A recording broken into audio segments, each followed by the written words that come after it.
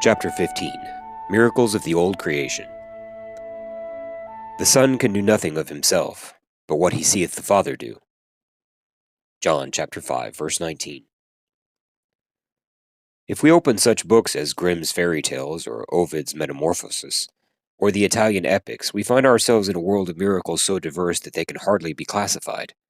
Beasts turn into men, and men into beasts or trees. Trees talk, ships become goddesses, and a magic ring can cause tables richly spread with food to appear in solitary places. Some people cannot stand this kind of story. Others find it fun. But the least suspicion that it was true would turn the fun into a nightmare. If such things really happened, they would, I suppose, show that nature was being invaded. But they would show that but they would show that she was being invaded by an alien power. The fitness of the Christian miracles, and their difference from these mythological miracles, lies in the fact that they show invasion by a power which is not alien. They are what might be expected to happen when she is invaded not simply by a god, but by the god of nature, by a power which is outside her jurisdiction, not as a foreigner, but as a sovereign. They claim that he who has come is not merely a king, but the king, her king, and ours. You can see the difference in those miracles because those miracles don't really have a pattern to them. They don't really have a purpose to them. You're saying the miracles that from took place in the fairy tales, right, the mythological miracles, the miracles that are random, and you can read a story like that, as Lewis says, and find them fun, or you can say, I don't really like a story like that. But when you if you felt that story contained accounts of miracles that people were claiming were real, that would be a different matter altogether, because those miracles and those stories are not, and I think Lewis is trying to get at this in this chapter and the subsequent chapters, they're not part of a plan. They're random and inconsistent. They are the products of, they're the products of tyrants, and really tyrants that have no concern for anything but satisfying their own eager impulses. That's what the gods are, in these stories. Most of the time, they're like me and you. They're like me and you, and they're also subject to whims. They're subject to emotion, and to being torn back and forth between one feeling or another. And in the Christian account of the miracles, and of course including the Old Testament, Lewis intends to take us on a description of those miracles as something that fit into a scheme, something that fits into a plan, an overarching theme. And if a miracle is not within that theme, if it can't be accounted for by that theme, or if it can't resonate with that theme, then we probably know there's an issue with it. So let's continue on here. I think I'm kind of spoiling what's to come, but it is this which, to my mind, Lewis continues, puts the Christian miracles in a different class from most other miracles. It is this which, to my mind, puts the Christian miracles in a different class from most other miracles. I do not think that it is the duty of a Christian apologist, as many skeptics suppose, to disprove all stories of the miraculous which fall outside the Christian records, nor of a Christian man to disbelieve them. I am in no way committed to the assertion that God has never worked miracles through and for pagans, or never permitted created supernatural beings to do so. If, as Tacitus, Suetonius, and Dion Cassius relate, Vespasian performed 2 cures, and if modern doctors tell me that they could not have been performed without miracle, I have no objection. But I claim that the Christian miracles have a much greater intrinsic probability in virtue of their organic connection with one another and with the whole structure of the religion they exhibit. So here he is laying out this proposition about the validity of the Christian miracles. He lists 3 Roman historians, Tacitus, Suetonius, and Dion Cassius, who wrote biographies about the Emperor Vespasian. And Vespasian is one of the great Roman emperors, or at least he's considered to be. They wrote about him curing two people miraculously, right? He says, I have no objection to this. It's not my position to try to disprove those miracles or to even disbelieve that they happened just because they happened by the hands of a pagan. He's like, I'm not committed to the idea that just because someone's a pagan or didn't believe or didn't understand the Hebrew relationship with God, or bow to it, that God doesn't permit such things. I'm not committed to that, and I don't have to either disprove what he did or disbelieve in it altogether. But he says there is a difference in those type of miracles and, as far as he's concerned, the kind of miracles that are in the Christian account. Mm. Those kinds of miracles, he's saying, are um, not intrinsically probable. That's the term he uses here. The Christian miracles have a much greater intrinsic probability, he says, in virtue of their organic connection with one another and with the whole structure of the religion they exhibit.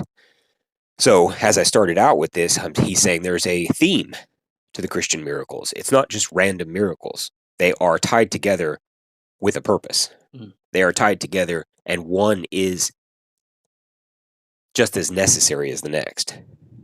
In order to exhibit the purpose that God is trying to enact in the world of our reality, of mankind, of our existence. So let's go on with that idea in mind. He says, if it can be shown that one particular Roman emperor, and let us admit a fairly good emperor as emperors go, once was empowered to do a miracle, we must of course put up with the fact.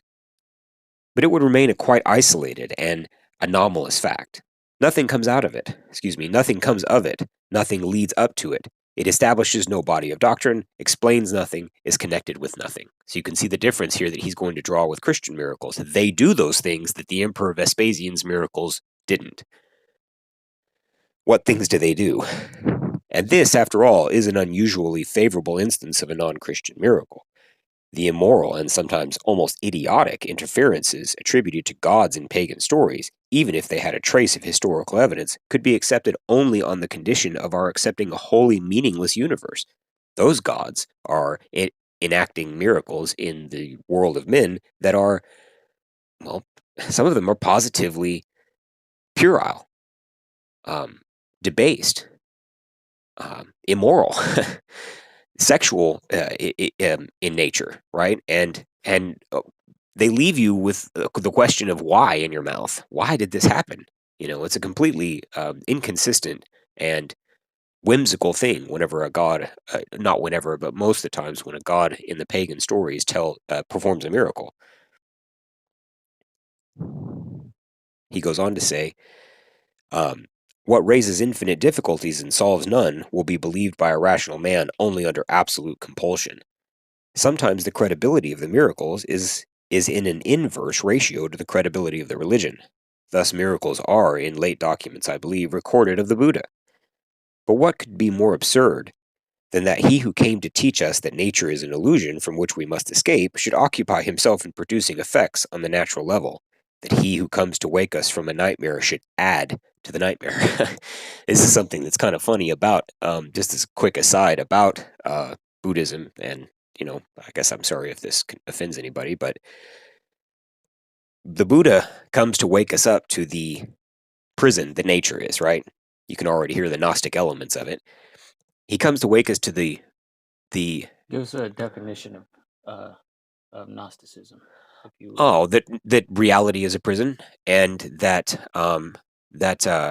we've been placed in it by an evil god. Usually, depends on which version of Gnosticism we're talking about, but that we've been placed in it by an evil god. That there is a kind of good god that we can still get back to, and we can even become gods ourselves by getting out of the prison that is nature, getting out of the prison that is reality. And we do that through knowledge. That's what the word Gnostic means. It's where we get our word knowledge. We get our word from the Greek word gnosis, which you can hear it sounds like knowledge almost, knowing, gnosis, except it's spelled with a G, a silent G. Yeah. So this is the Gnostic. That's the very, very broad strokes of Gnosticism. But You can hear the Buddha, he's saying the same thing effectively. Reality is suffering. The cause of suffering is desire. So what do you have to do to stop suffering? Well, you have to remove yourself from all desires, right? You have to separate yourself from those things so that you can be above them. Wow. And so that's the first. Going to a really, really dark place. Well, those are the first two noble truths. All life is suffering. That's the first noble truth. The second noble truth is the cause of suffering is desire.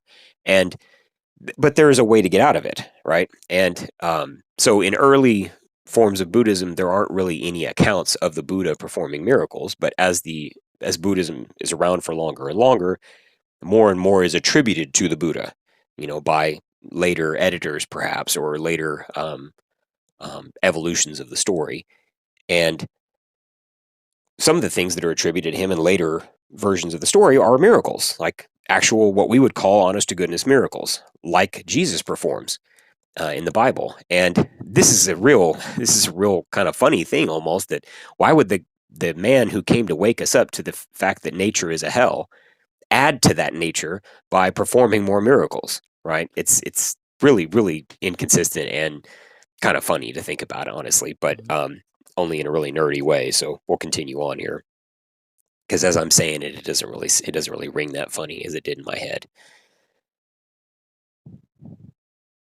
So he goes on and says, the more we respect his teaching, he's talking of the Buddha again, the more we respect his teaching, the less we could accept his miracles. But in Christianity, the more we understand what God is, but in Christianity, the more we understand what God it is who is said to be present and the purpose for which he is said to have appeared, the more credible the miracles become. So with the Buddha, the more we believe in the miracles, the less we believe in the Buddha, because it's inconsistent. With the God of the Bible, the more we believe in the miracles that he performed, the more that we believe in the God who performed them. That is why we seldom find the Christian miracles denied except by those who have abandoned some part of the Christian doctrine. The mind which asks for a non-miraculous Christianity is a mind in process of relapsing from Christianity into mere religion, which is in quotation marks here. Now, there's a long footnote here that I think we should read just because it's so long. He says, a consideration of the Old Testament miracles is beyond the scope of this book and would require many kinds of knowledge which I do not possess. My present view, which is tentative and liable to any amount of correction, would be that just as on the factual side a long preparation culminates in God's becoming incarnate as man, so on the documentary side the truth first appears in mythical form, and then by a long process of condensing or focusing finally becomes incarnate as history. This involves the belief that myth in general is not merely misunderstood history, as Euhemerus, who I don't know, as Euhemerus thought, nor diabolical illusion, as some of the fathers thought, nor priestly lying, as the philosophers of the Enlightenment thought, but at its best a real, though unfocused gleam of divine truth falling on human imagination. That's a kind of different view of myth than most people have. When most people hear the word myth, they think of something negative, or even they even think of something fake. Lewis says that he doesn't feel that way. He feels that that the belief how he sees things involves the belief that myth is, in general, is not merely misunderstood history. It's a real, though unfocused gleam of divine truth falling on human imagination.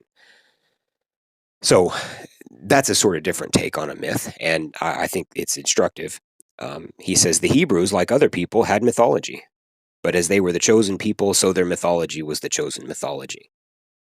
I think that's for me, that's one of the lines that really is Lewis. Is really Lewis. The Hebrews, they were the chosen people, so their mythology is the chosen mythology. The mythology chosen by God to be the vehicle of the earliest sacred truths, the first step in that process which ends in the New Testament, where truth has become completely historical.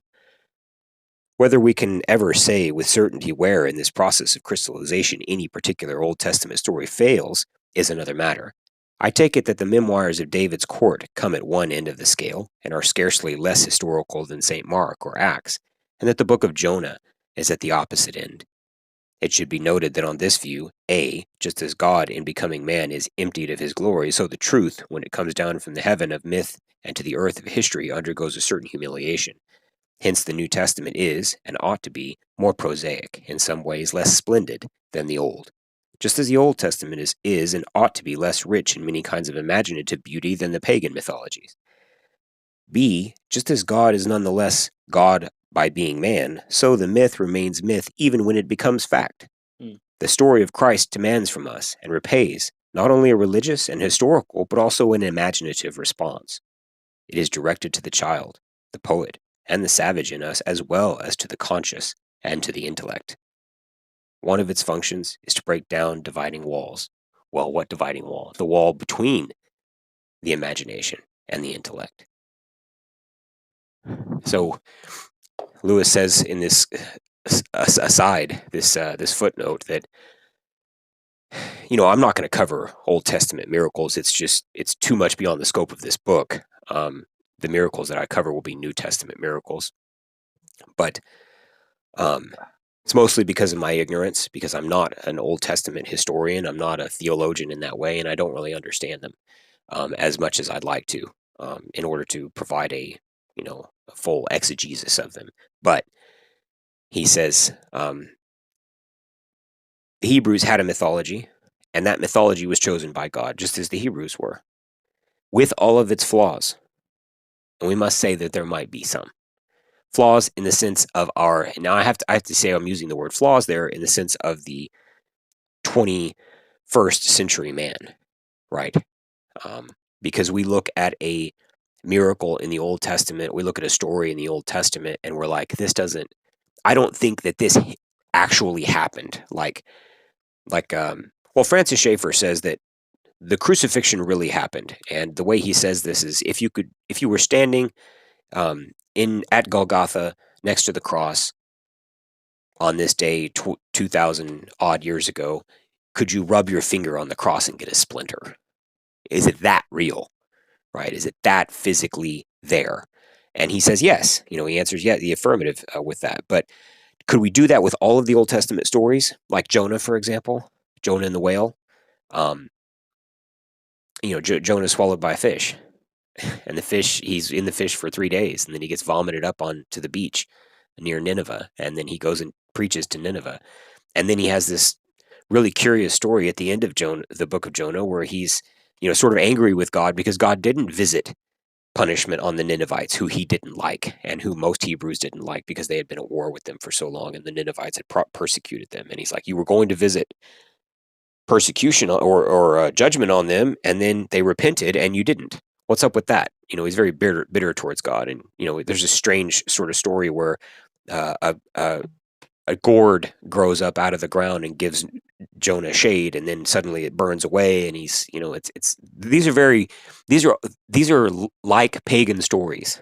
There's a lot of miracles, kind of like pagan stories taking place there. I'm not saying they're like pagan stories with the inconsistencies and the whimsical nature of the gods. I'm not saying that at all. What I'm saying is that the charm, the almost entertainment value of the stories is there in a way that in the New Testament they are not. In the New Testament, the word Lewis uses here is, the stories are more prosaic. That is, they're more common. They're more, they're less grand, right? They're less grand. They're more down to earth. Common people doing common things. The journeys of Paul and Peter in Acts. Christ sitting down to lunch with his disciples after he's arisen, eating fish. These are very common events. Mm-hmm. And so you don't see that as much in the Old Testament, but you do see some. So on one end of the scale, we've got, as Lewis says, the records of David, a king who's keeping records for a reason, wars, tax payments, things like that. How many soldiers he has in his army. So this is on one end of the history spectrum, where David is writing. With David, we've probably got some real honest to goodness, rub your finger on the cross and get a splinter type of history. Whereas with Jonah, maybe not so much. But because the Hebrews are the chosen people, even their mythology is the chosen mythology. God chooses that vehicle, and Christ brings up Jonah. by the way, and compares himself to Jonah. So he says, just as Jonah was in the whale for 3 days, the Son of Man must also go through that, talking about himself. Yeah. So there's a parallel there. So let's get back to the book. He says the miracles of Christ can be classified in 2 ways. The first system yields the classes. 1, miracles of fertility. 2, miracles of healing. 3, miracles of destruction. 4, miracles of dominion over the inorganic. 5, miracles of reversal. And 6, miracles of perfecting or glorification. The second system, which cuts across the first, yields 2 classes only. There are 1, miracles of the old creation, and 2, miracles of the new creation. So we've got our categories here. The miracles of Christ are these first 6 that he delineates. And the second system of miracles that he talks about, and it kind of overlaps the first or cuts across the first, he says, yields 2 classes only, miracles of the old creation and miracles of the new. Christ does some of these miracles in the first category, the miracles of the old creation, and he does more, though, of the miracles of the new creation. So he's kind of got a foot in both camps here. He says, I contend that in all these miracles alike, the incarnate God does suddenly and locally something that God has done or will do in general. Each miracle writes for us in small letters something that God has already written or will write in letters almost too large to be noticed across the whole canvas of nature. They focus at a particular point either God's actual or his future operations on the universe. When they reproduce operations we have already seen on the large scale, they are miracles of the old creation.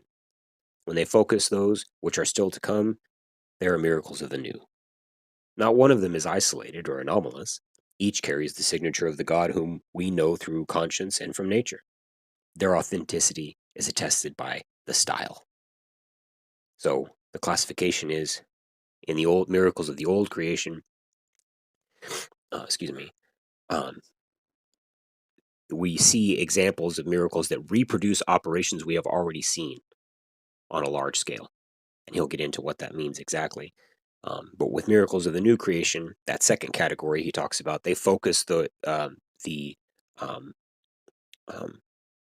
miracles focus on things that are still to come, and that's when they're miracles of the new creation, sort of like reincarnation. Excuse me, not reincarnation, but resurrection. That's a miracle of the new creation because we never see it anywhere else. We don't see nature doing that, right? Bringing something back to life. Before going any further, he goes on, I should say that I do not propose to raise the question, which has before now been asked, whether Christ was able to do these things only because he was God, or also because he was perfect man. For it is a possible view that if man had never fallen, all men would have been able to do the like. It is one of the glories of Christianity that we can say of this question, it doesn't matter. Whatever may have been the powers of unfallen man, it appears that those of redeemed man will be almost unlimited. Beautiful. And he lists some scriptures here to sort of back that up as the footnote to on page 220. Christ, reascending from his great dive, is bringing up human nature with him. Well, bringing it up to where? Where man can do these things too. Christ even says this, you will do greater things than these, he says to his disciples.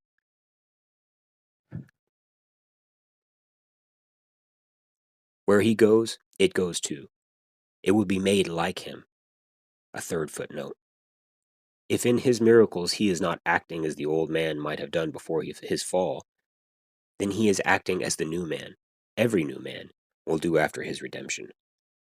When humanity, borne on his shoulders, passes with him up from the cold, dark water into the green, warm water, and out at last into the sunlight and the air, it also will be bright and colored.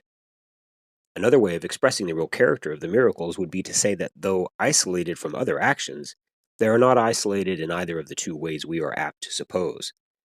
They are not on the one hand isolated from other divine acts.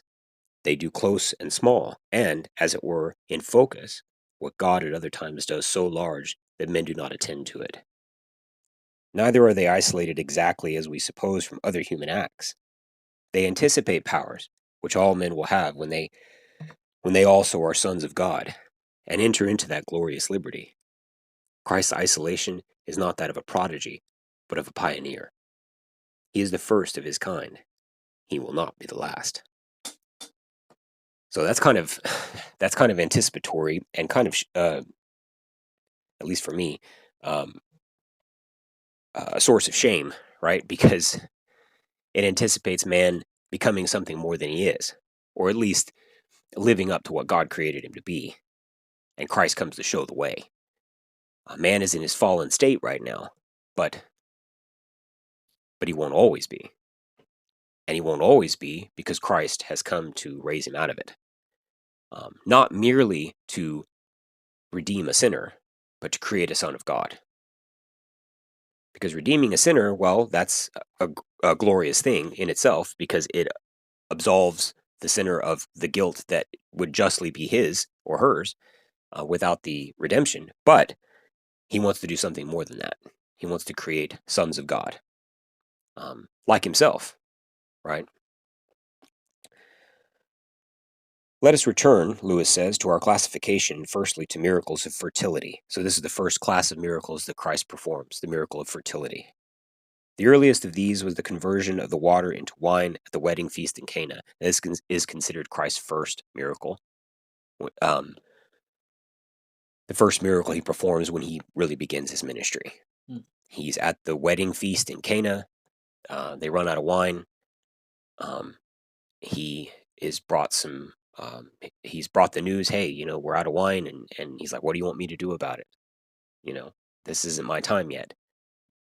But then he tells them to bring him some vases of water, and they are turned into wine. And when the wine is served to the master of the feast, he's like, "Hey, most people put out the good wine first. Then when people are drunk, they bring out the bad stuff so you can't tell. But you saved the good wine for last." So not only did he make wine, he made the best wine. So he says, this miracle proclaims that God of all wine is present. The vine is one of the blessings sent by Yahweh. He is the reality behind the false god Bacchus. Bacchus, the Bacchanalian festivals, sexual orgies, and wine drenched parties. This is the god of wine for real. All right, this is the true god of wine, not just the god of wine that is celebrated in drunkenness and riotousness, but the god of wine that is able to make the heart merry. Every year, as part of the natural order, God makes wine. He does so by creating a vegetable organism that can turn water, soil, and sunlight into a juice which will, under proper conditions, become wine. Thus, in a certain sense, he constantly turns water into wine, for wine, like all drinks, is but water modified. Once, and in 1 year only, God, now incarnate, short-circuits the process, makes wine in a moment, uses earthenware jars instead of vegetable fibers to hold the water, but uses them to do what he is always doing. The miracle consists in the shortcut, but the event to which it leads is the usual one. So you can see the difference here. The miracles of the old creation take something that happens all the time, and God does on a very, very large scale, like the creation of wine by natural processes, by organic processes, and short circuits the process and says, I'm going to do it quickly.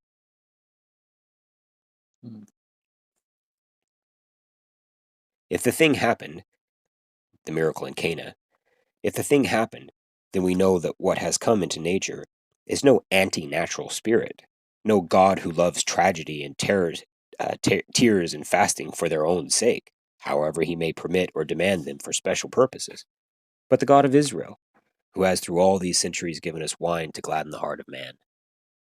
This isn't just a God here that's demanding fasting and tears and wailing for repentance. This is the God who also makes man merry with wine.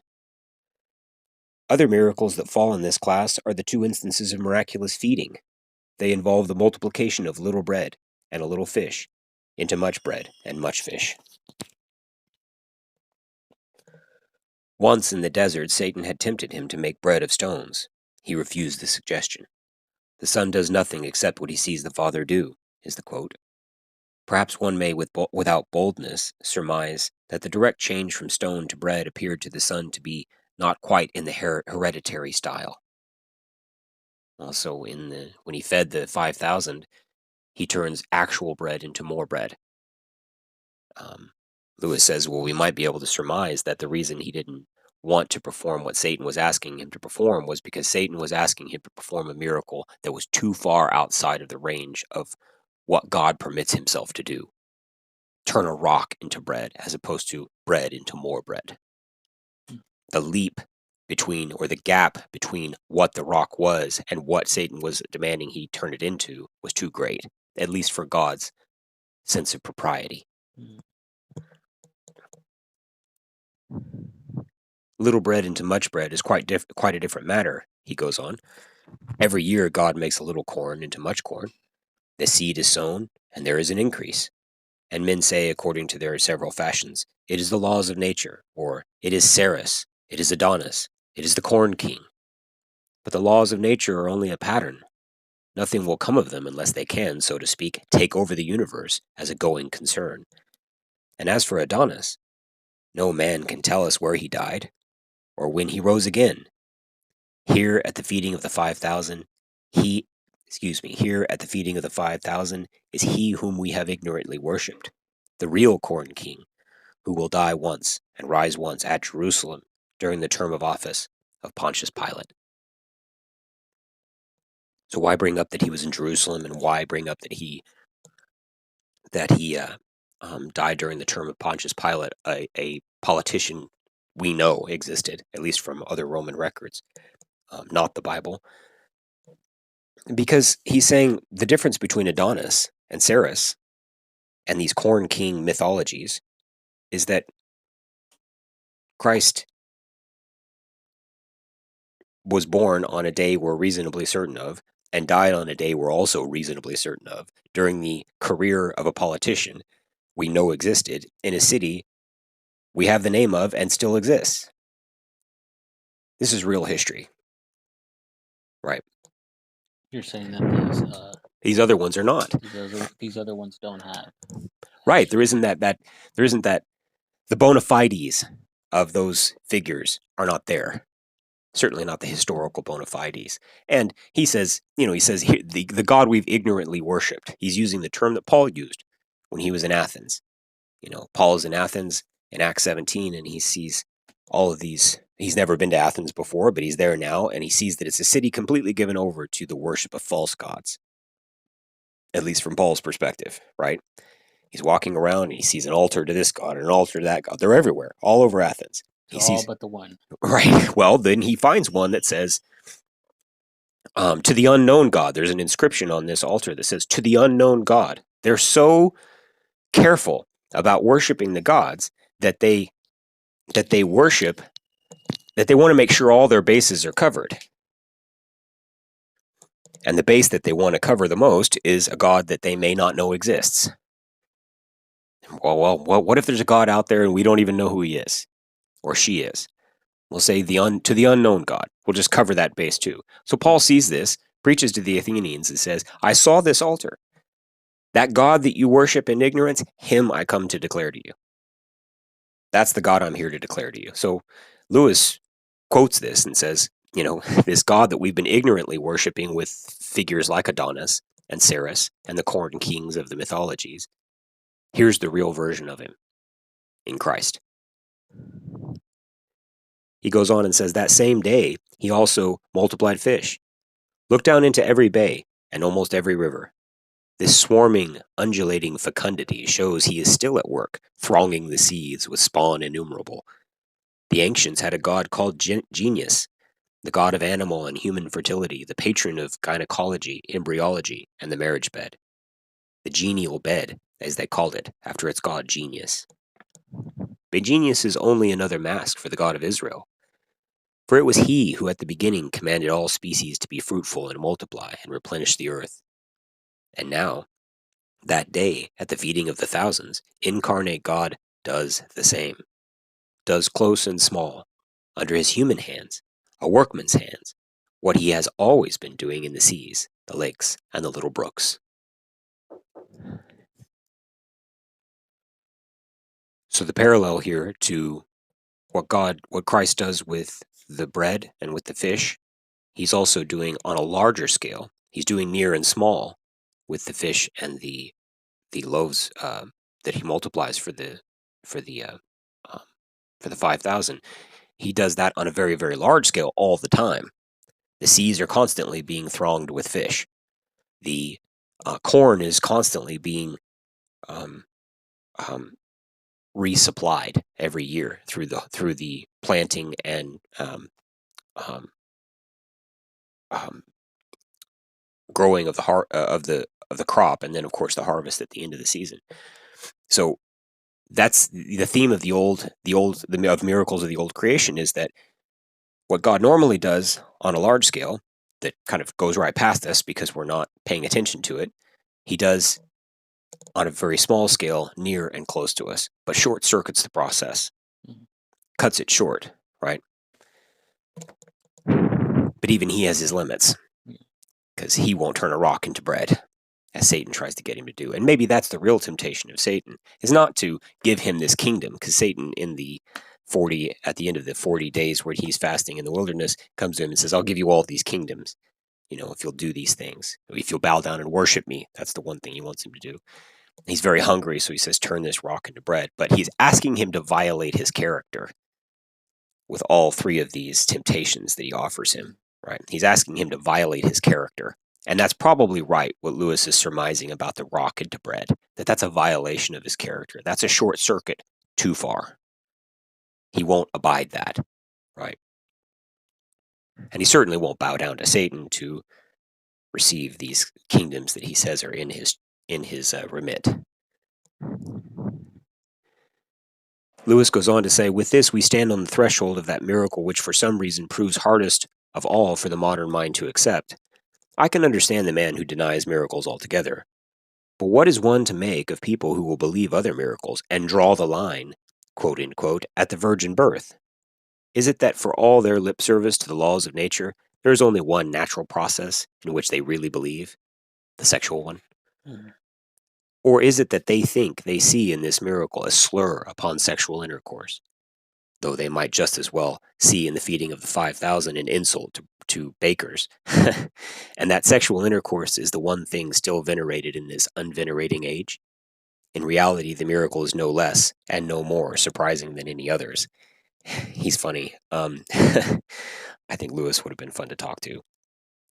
He's like, this is, is it? Do they scoff at the the virgin birth because it's the one line they won't cross? That the only process they really, when they talk about the laws of nature, the only natural process they really venerate is the process of sexual intercourse, and that's the one thing they still really venerate.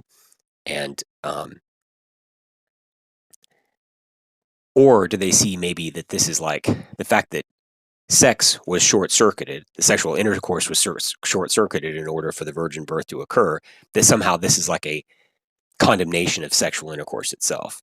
God won't dirty himself with those kinds of things, right? When he brings himself into the world, he won't dirty himself with that ugly part of human interaction we call sexual intercourse. Lewis is like, well, of course this is silly, right? Because you might just as well see a slur on bakers when Christ multiplies the bread for the 5,000, that he short-circuited the baker altogether. Which is kind of, I don't know, kind of amusing to me. He goes on to say, perhaps the best way to approach it is from the remark I saw in one of the most archaic of our anti-God papers. The remark was that Christians believe in a God who had committed adultery with the wife of a Jewish carpenter. That's all in quotes there. Committed adultery with the wife of a Jewish carpenter. This is how this person who was writing this anti-God paper, as Lewis puts it, phrased it. The writer was probably merely letting off steam, and did not really think that God, in the Christian story, had assumed human form and lain with a mortal woman, as Zeus lay with Alcmene.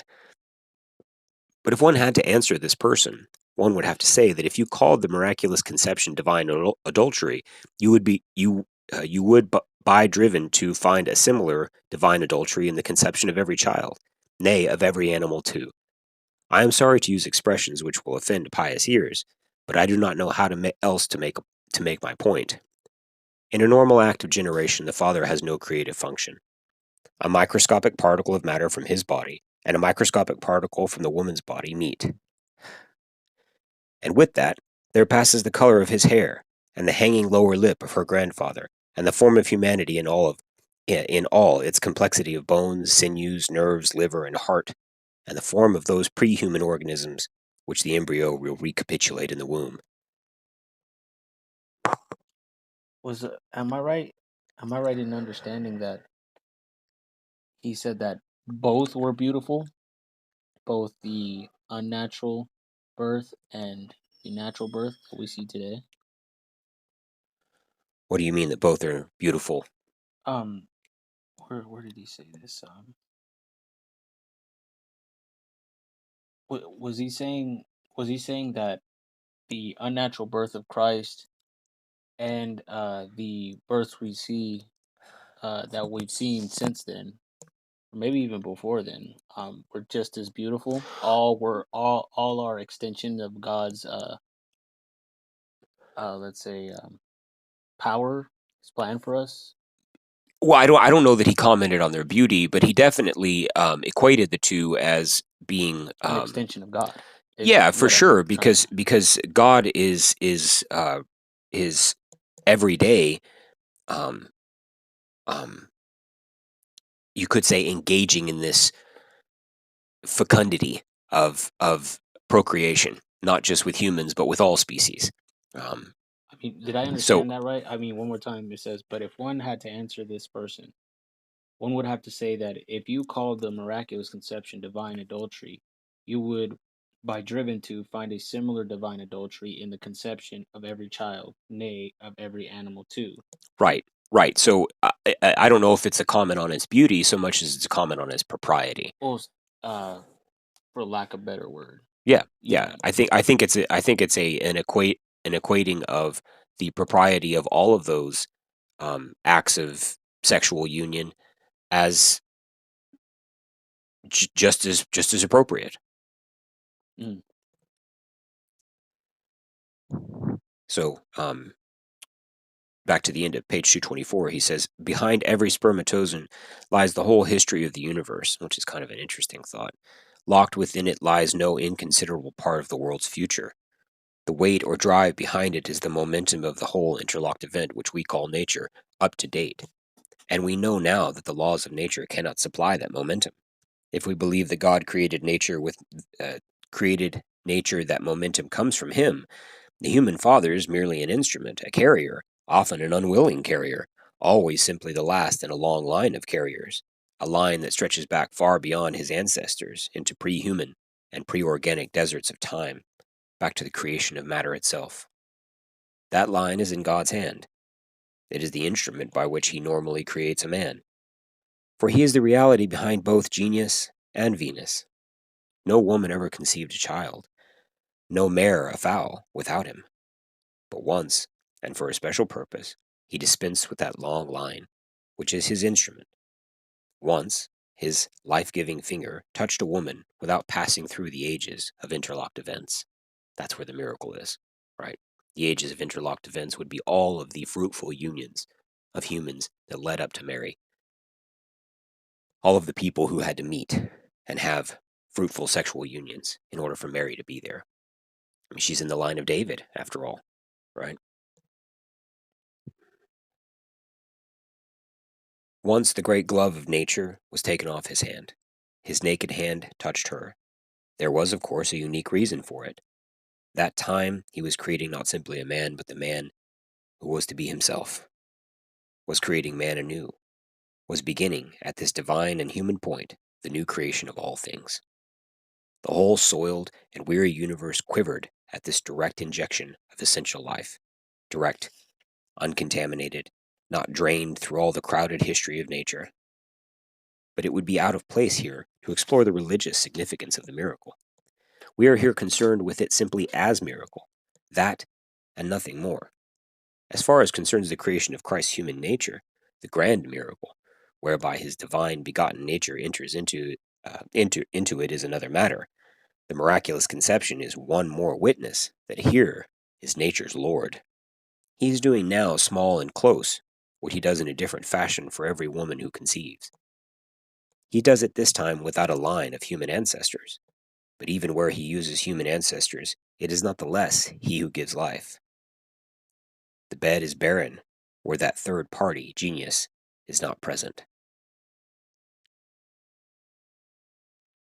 So again, the example, the pattern of miracles of the old creation, which the divine incarnation is a member of, is that what God does on a large scale normally, he does near and close in these instances of the miracles of the old creation. And that's what the birth of Christ is.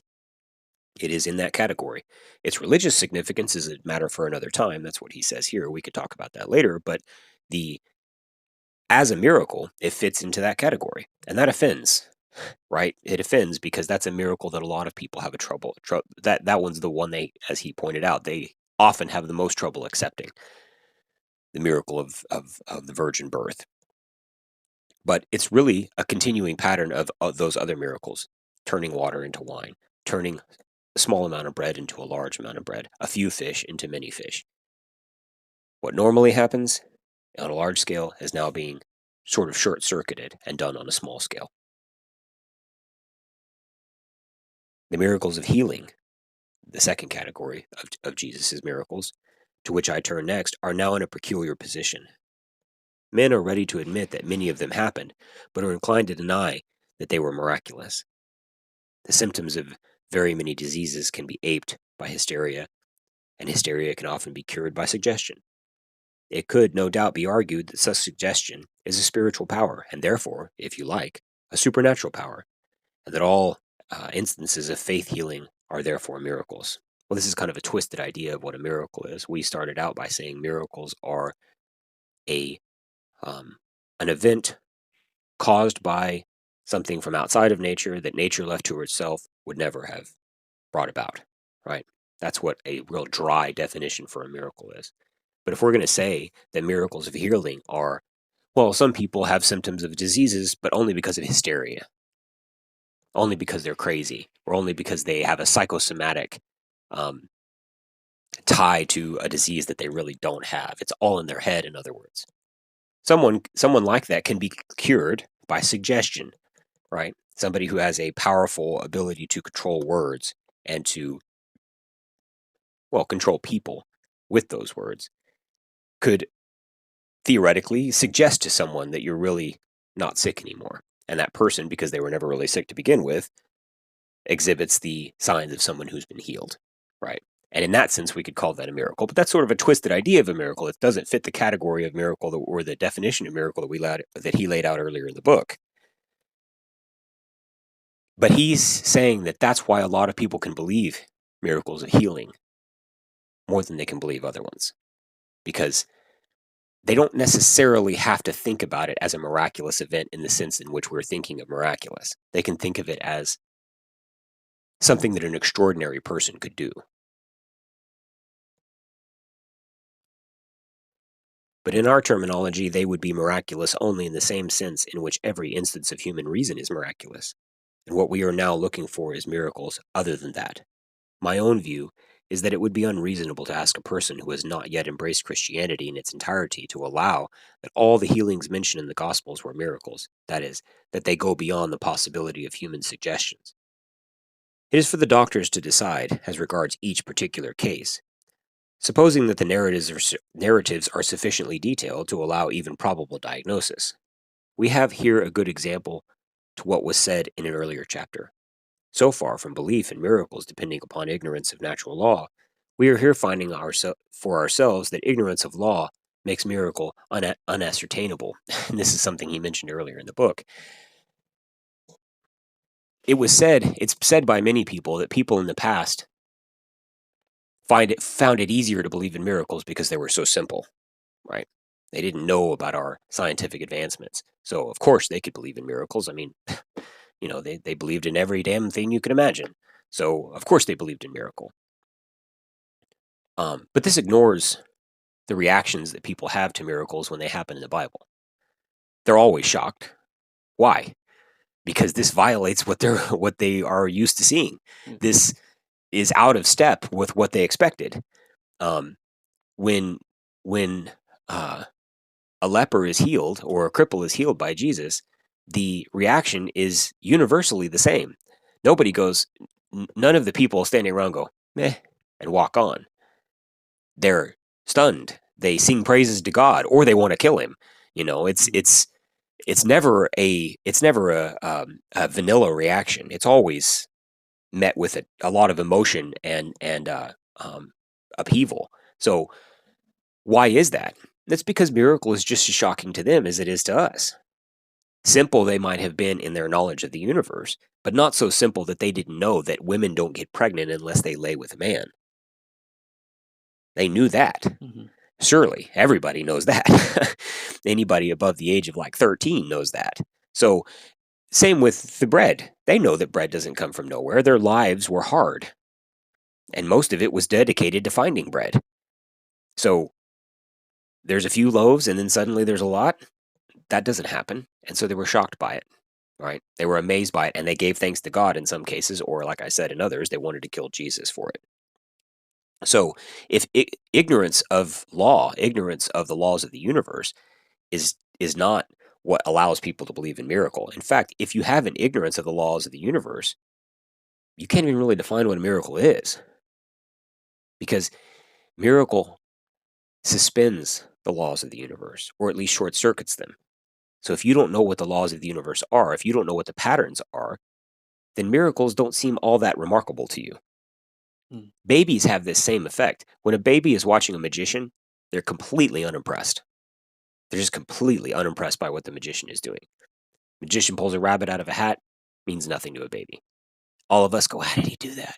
But a baby is just like, meh. Lewis continues, without deciding in detail which of the healings must, apart from acceptance of the Christian faith, be regarded as miraculous, we can, however, indicate the kind of miracle involved. Its character can easily be obscured by the somewhat magical view which many people still take of ordinary and medical healing. There is a sense in which no doctor ever heals. The doctors themselves would be the first to admit this. The magic is not in the medicine, but in the patient's body, in the, and I'm going to butcher this Latin phrase, vis mendicatrix naturae, the recuperative or self-corrective energy of nature. With the treatment, what the treatment does is to stimulate natural functions or to remove what hinders them. We speak, for convenience, of the doctor or the dressing healing a cut, but in another sense, every cut heals itself.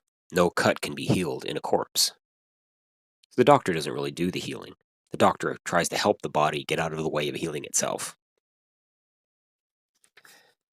That same mysterious force, Lewis goes on, which we call gravitational when it steers the planets and biochemical when it heals a live body, is the efficient cause of all recoveries. And that energy proceeds from God in the first instance. All who are cured by Him, not merely in the sense that His providence provides them with medical assistance and wholesome environments, but also in the sense that their very tissues are repaired by the far descended energy which, flowing from Him, energizes the whole system of nature. But once He did it visibly in the sick in Palestine, a man meeting with men. What in its general operations we refer to laws of nature, or once referred to it Apollo or excuse me, I butchered that sentence.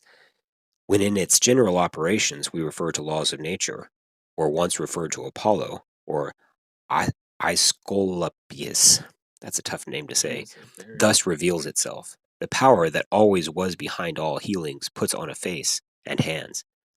Hence, of course, the apparent chanciness of the miracles. It is idle to complain that he heals those whom he happens to meet, not those whom he doesn't. To be a man means to be in one place and not in another. The world, which would not know him as present everywhere, was saved by his becoming local. So, again, God is doing in a close and near way with the miracles of the old creation, the miracles of healing, what he normally does in a general way and on a large scale. Your body normally heals itself. You get a cut, you get a wound.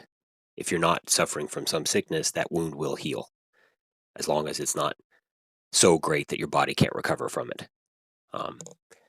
And doctors normally do what we're talking about. They try to help your body get out of the way of its own healing. They don't really do the healing themselves, right?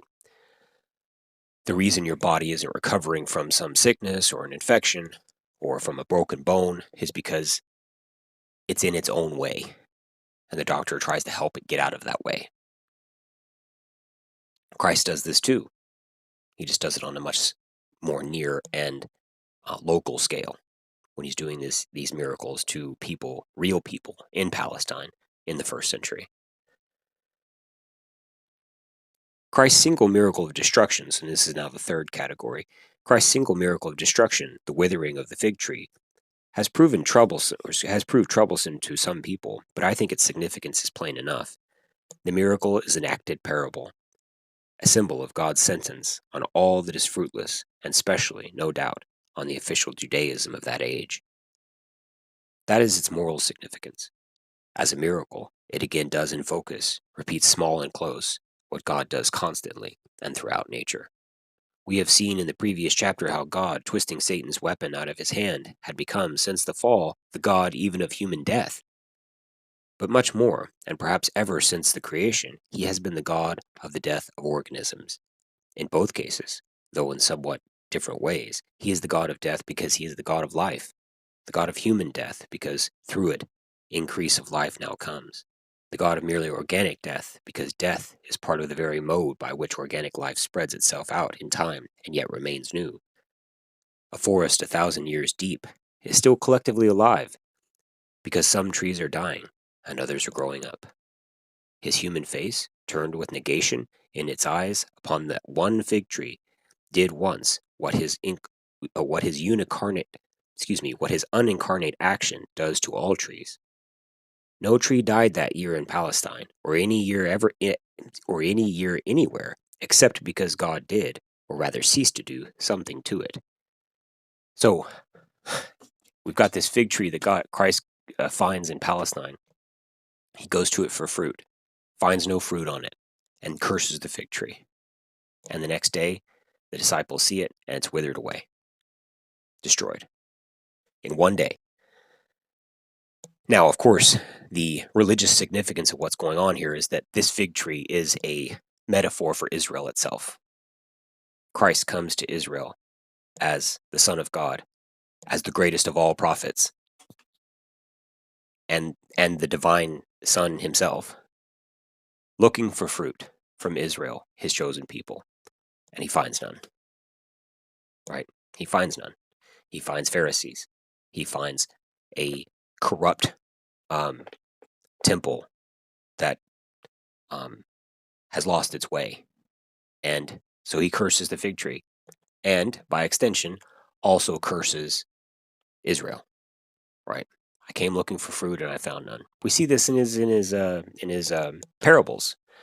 You know, the rich man goes away, leaves money with his servants, says, "Go invest it, go do something with it," and when he comes back, he expects to find fruit. He expects to find that they've grown the money he left with him. The two that have grown the money while he was gone, they're praised and given more. The one that didn't, he's cursed and sent out. This is Israel, right? But he goes to this tree, and as a miracle, that's the religious significance of the tree, but as a miracle, trees are always dying and always growing up.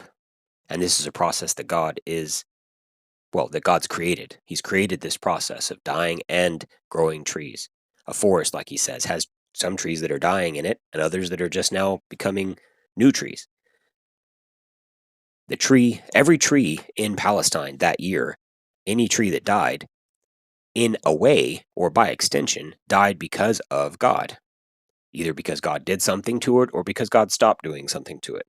This tree had that death performed upon it in an immediate and very near way, in a way that those other trees had in a general process. Those other trees that died that year. So again, not a big extension of anything new, just a microcosmic example of something God usually does on a large scale. All the miracles which we have considered so far are miracles of the old creation. In all of them, we see the divine man focusing for us what the God of nature has already done on a larger scale. In our next class, the miracles of dominion over the inorganic, we find some that are the old creation and some that are of the new. When Christ stills the storm, he does what God has often done before. God made nature such that there would be both storms and calms. In that way, all storms, except those that are still going on at this moment, have been stilled by God. It is unphilosophical, if you have once accepted the grand miracle, to reject the stilling of the storm. The grand miracle being, of course, the resurrection. There is really no difficulty about adapting the weather conditions of the rest of the world to this one miraculous calm. I myself can still a storm in a room by shutting the window. Nature must make the best she can of it. And to do her justice, she makes no trouble at all. The whole system, far from being thrown out of gear, which is what some nervous people seem to think a miracle would do, digests the new situation as easily as an elephant digests a drop of water. She is, as I have said before, an accomplished hostess. But when Christ walks on the water, we have a miracle of the new creation. This is something that God never does, right? He never does this on a large scale. We never see things walking on water, or at least not in this way. Of course, there's certain kinds of insects that can float on top of the water, or even lizards that can kind of run across it real quickly. But this is a different thing, obviously, than that. No men ever walk on water. Maybe that's what I should have said. She is, as I have said before, an accomplished hostess, but when Christ walks on the water, we have a miracle of the new creation. God had not made the old nature, the world before the incarnation, of such a kind that water would support a human body. This miracle is the foretaste of a nature that is still in the future. The new creation is just breaking in. For a moment, it looks as if it were going to spread. For a moment, two men are living in that new world. St. Peter walks out onto the water with Christ, right? Christ says, "Come out." St. Peter only begins to sink when he looks down and sort of gets afraid. St. Peter also walks on the water, a pace or two. Then his trust fails him and he sinks. He is back in old nature. That momentary glimpse was a snowdrop of a miracle. The snowdrops show that we have turned the corner of the year. Summer is coming, but it is a long way off, and the snowdrops do not last long. The miracles of reversal, this next category, the miracles of reversal all belong to the new creation. It is a miracle of reversal when the dead are raised. Old nature knows nothing of this process. It involves playing backwards a film that we have always seen played forwards. The one or two instances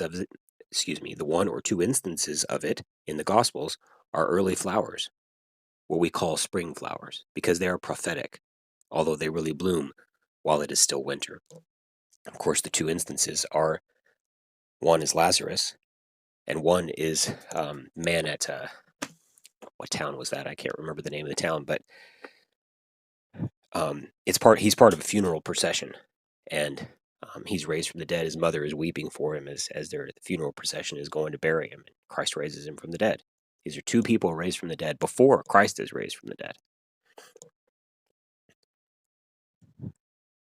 And the miracles of perfecting, yet another category, or of glory, the transfiguration, the resurrection, and the ascension, are even more emphatically of the new creation. These are things that nature never does, right? That's why he's calling them miracles of the new creation.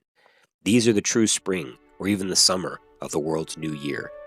The captain, the forerunner, is already May or June, though his followers on earth are still living in the forests and east winds of old nature. For spring comes slowly up this way. I don't know what that's a quote from. None of the miracles of the new creation can be considered apart from the resurrection and ascension, and that will require another chapter. If you've enjoyed this talk, please like and subscribe and share with others. Thank you for listening to Just Conversations.